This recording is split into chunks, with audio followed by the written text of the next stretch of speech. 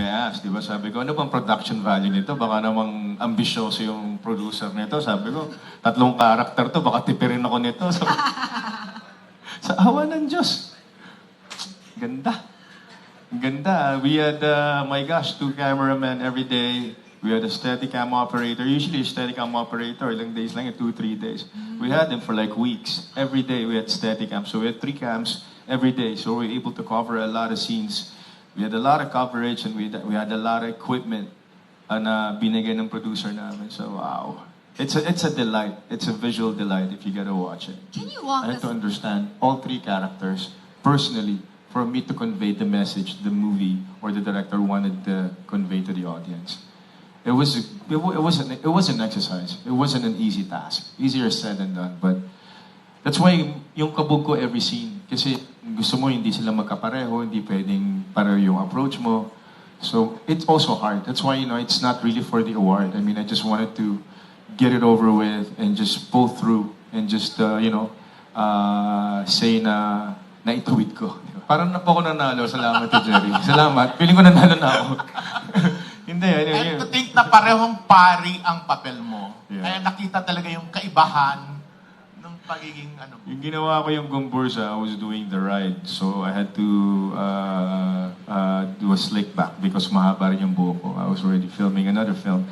Pero you know what? To answer your question, it's never the awards. For me, it's never the awards. When I did Dekada, when I first won my first award, MMFF, 21 years ago or 22 years ago, hindi ko siya i-expect. My gosh, it was 2 years in the making. I just did what I had to do. I was so intimidated. I tried to back out from the project many times. And then we were able to finally finish the film. And then sa awards night, I was parang in disbelief. In disbelief. And then shortly after that, dire-diretso yung best supporting. Finally, I felt at home. Not just recognized, but you felt like, I found a home. I found a place where I can grow as a professional. And now, moving forward, fast forward to 2023, hindi ko po ginawa yung Gumbursa o Malyari or any film for that matter para makakuha ng award. It's just an icing on the cake. It's a reward. But ma-bless tayo ng ganun.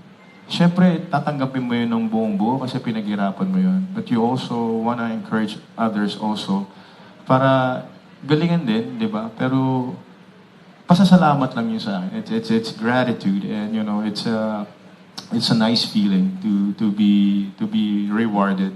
Opo, sa Malyari ako siyempre mas mahal yung float ni Brian. may budget? Tsaka pupugutan ako ng ulo niyan eh. Baka dali niya yung bolo ni Malyari, mahirap na. Magtrabaho pa rin po sa awa ng Diyos. So, lagi kong dinadodge yung MMFF. For the first time, I said yes to a project that was really intended for the film fest. So, I think even Countdown, may trabaho pa rin ako. So, papasintabi ko na muna yung bakasyon. Ayan, sa trailer pa lang, teaser, magastos na talaga yung pelikula. Ang ganda ng quality niya, di ba? Correct. Oo. Yes, Kuya Roldan. Pero totoo naman yung sabi ni Papa P, di ba, ang mga artista, huwag kang umasa. Ibigay mo yung the best mo Correct. sa bawat project na ginagawa mo. Ngayon, kung manalo kang best actor, manominate ka, parang yun yung sinasabing bonus na pa rin, di ba? Correct. Ito maganda kay Papa P, hindi siya umasa na manominate. Basta siya, ginawa niya kung ano hinihingi ng role. Kasi minsan, pag sinasadya lang pang award to, pang best actor to, nauudlot lalo Correct. eh. At saka nako-confuse ka, mas lalong nawawala. Correct. Diba?